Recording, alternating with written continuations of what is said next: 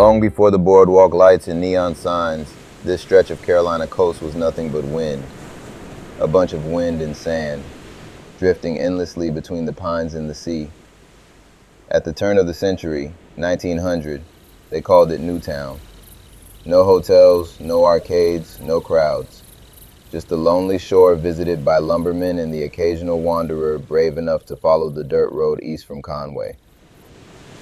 Then came the whistle, the Conway and Seashore Railroad, cutting through the wilderness like a promise. Its first passengers stepped off near the water, brushing sand from their boots, unaware they were witnessing the birth of something that would outgrow them all. Now, the rest of this tale? Well, that goes the way my great-granddaddy told it, and he swore every word was true, or true enough for a Carolina story. You see, he was there the day that train hissed to a stop in the salt air. Said the doors swung open like a stage curtain, and out stepped the first crowd Myrtle Beach ever laid eyes on. There was a fisherman's daughter from Georgetown, Maggie Lou Harland, hair like wildfire and a temper to match. Came looking for work at the new Seaside Inn because she was determined not to gut fish for the rest of her life. Right behind her was Elias Boone, a railroad telegraph boy who'd never seen the ocean before.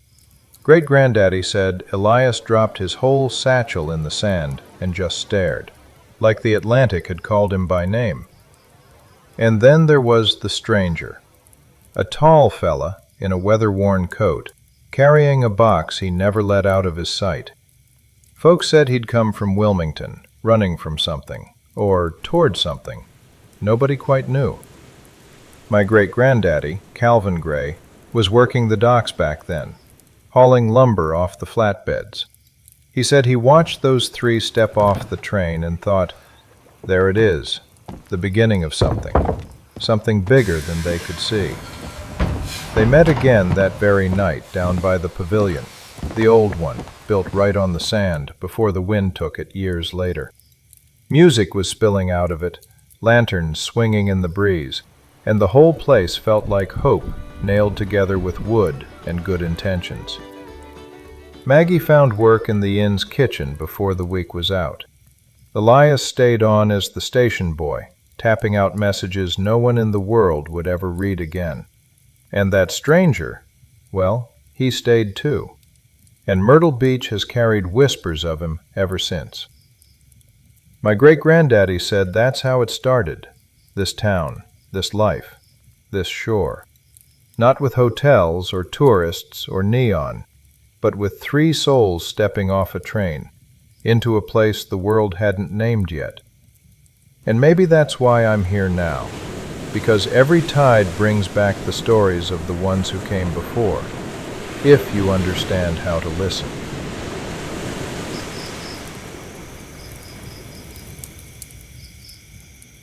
What my great-granddaddy Calvin didn't tell many folks was that he didn't just watch Maggie Lou Harlan step off that train. He fell in love with her right then and there, a man struck silent by a woman with fire in her eyes and salt on her skin. She worked the kitchens at the Seaside Inn, hardest job in the county, and every night when she walked home, sand stuck to her ankles. My great-granddaddy would carry her buckets just to buy 10 minutes of her time. By 1905 they were married, barefoot on this very beach, with the tide creeping up like it wanted to join the ceremony. That's how the Gray Line settled into Myrtle Beach. Through Maggie, the woman who stepped off a train looking for a new life, and ended up building mine. Funny thing about roots, they don't stay still. They grow. They wander. They lead you places you never expect. Next time you're back by this fire, I'll tell you what Maggie left behind for the rest of us.